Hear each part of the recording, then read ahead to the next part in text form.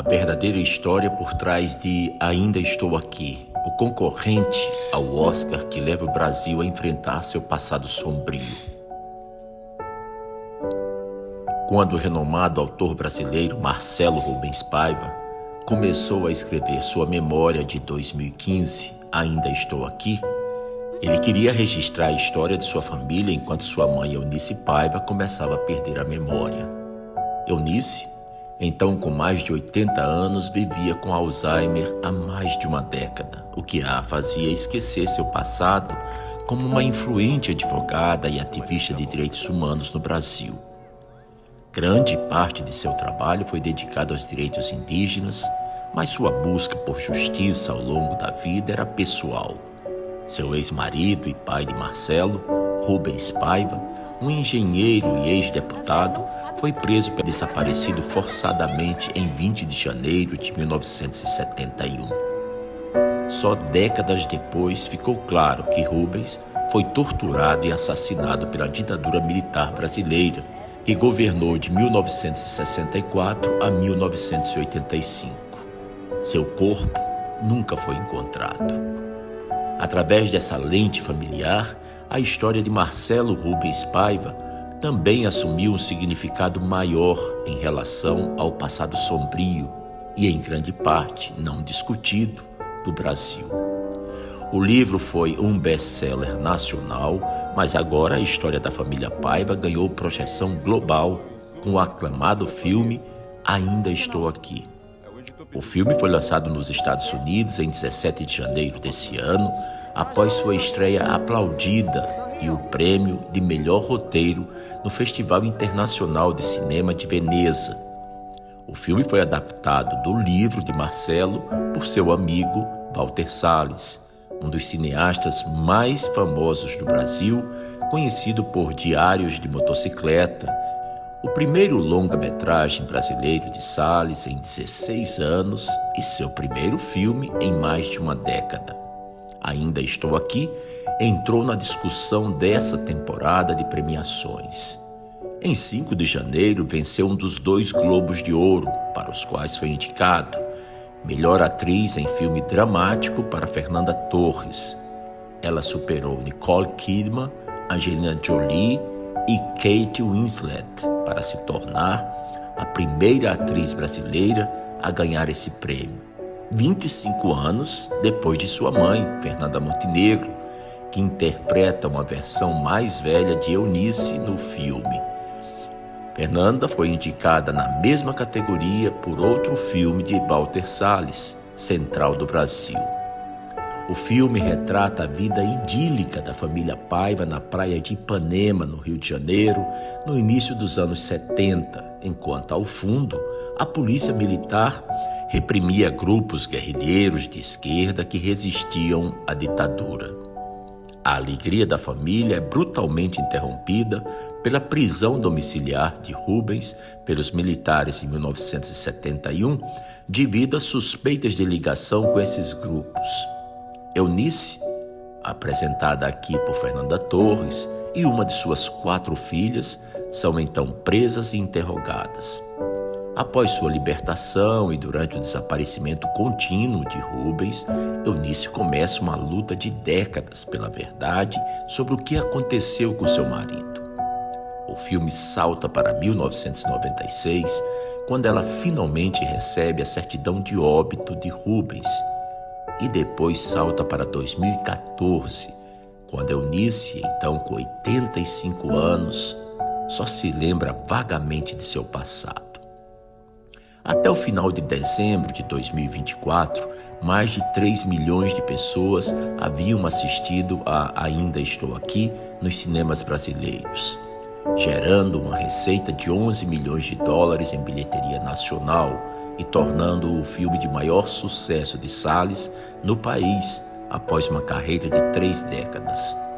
À medida que a popularidade do filme cresce no Brasil, mais e mais pessoas estão refletindo sobre a história brutal do país e vendo paralelos com a extrema-direita atual. Crucialmente, o lançamento do livro e do filme coincidiu com eventos importantes no Brasil relacionados à verdadeira história dos Paiva. proporcionando senso de urgência e um caso de vida imitando a arte.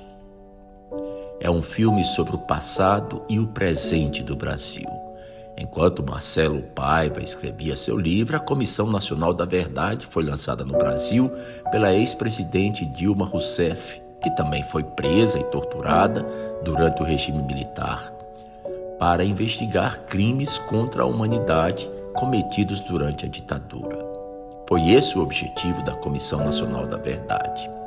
Graças ao relatório da comissão, publicado em 2014, Rubens Paiva foi confirmado como uma das 434 pessoas mortas ou desaparecidas pelo regime militar, enquanto dezenas de milhares foram torturadas.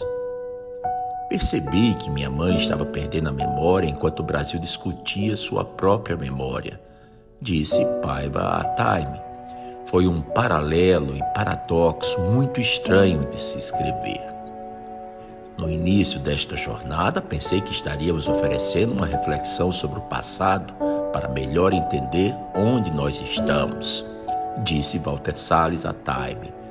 Mas aos poucos, à medida que o Zeitgeist no Brasil mudou e a extrema-direita ganhou uma presença importante que não prevíamos, ficou claro que o filme também era sobre o presente. Fernanda Torres concorda. Estávamos à beira de algo feito por pessoas que admiravam a ditadura dos anos 70 e havia um problema com a memória, não só no Brasil, mas no mundo. Muitos pensavam que a ditadura não era tão ruim, que a tortura talvez não existisse, que o problema era a democracia. Para Fernanda, foi uma imagem espelhada do que aquela família, a de Rubens Paiva, enfrentou. Esse contexto político foi sentido durante a produção de Ainda Estou Aqui, em 2023. Mas Walter Salles diz que se tornou uma fonte de motivação. Nós entendemos coletivamente o que estava em jogo enquanto filmávamos, o que nos ajudou a manter o foco e fazer exatamente o mesmo filme, o que é algo fundamental no cinema. Fernanda Torres invocou o conceito de o homem cordial, cunhado pelo sociólogo brasileiro Sérgio Buarque de Holanda, como uma chave para entender a identidade brasileira e como os brasileiros tendem a lidar com questões sérias. Nós, brasileiros, somos muito amigáveis, somos muito abertos, somos muito familiares. Por outro lado, tendemos a resolver nossos problemas estatais, problemas políticos, de forma privada. Empurramos as coisas para debaixo do tapete. Apesar das tentativas da extrema-direita brasileira de boicotar o filme, ele se tornou um fenômeno nacional. Isso surpreendeu Torres, que esperava que um filme sobre um símbolo dos crimes cometidos pelos militares fosse atacado até mesmo por aqueles mais à direita. Todo mundo foi afetado e tocado por essa família de Rubens Paiva, a direita, a esquerda, o centro. Então não fomos atacados. O historiador brasileiro Luiz Felipe de Alencastro, que foi preso em Brasília durante a ditadura e conheceu Rubens e Eunice Paiva em sua juventude, diz que grande parte da popularidade do filme se deve ao foco em uma família abastada do Rio de Janeiro, nos anos 70, e sua sincronicidade com os eventos atuais. Ele também disse que o filme impactou tanto os jovens brasileiros que no YouTube e no TikTok existem filhas de ex-presos políticos fazendo vídeos, mostrando fotos e contando suas histórias familiares, algo que era impensável para gerações mais velhas. Esse efeito viral não se limita à internet. Em São Paulo, onde Eunice Paiva, que morreu em 2018 aos 89 anos, está enterrada, seu túmulo supostamente se tornou um local de peregrinação para admiradores dessa mulher que lutou pela democracia brasileira.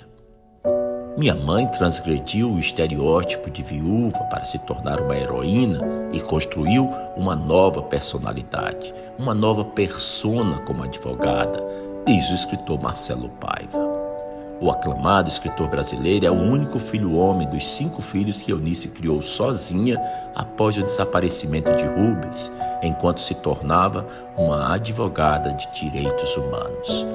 A A família vivia em uma grande casa no Leblon, no Rio, quando Rubens estava presente, mas foi forçado a se mudar após seu desaparecimento forçado.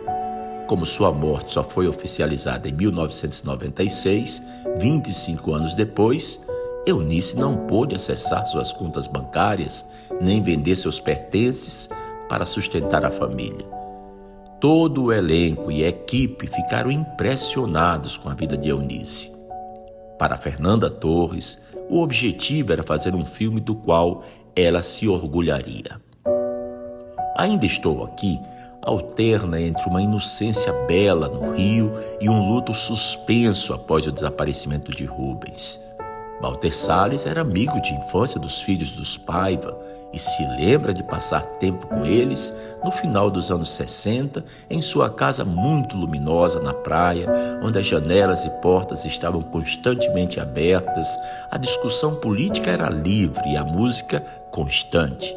Naquela casa pulsava o sonho de outro país que era muito diferente da realidade do Brasil naquele momento, porque o país estava sob ditadura militar e censura e os militares estavam tão presentes no cotidiano.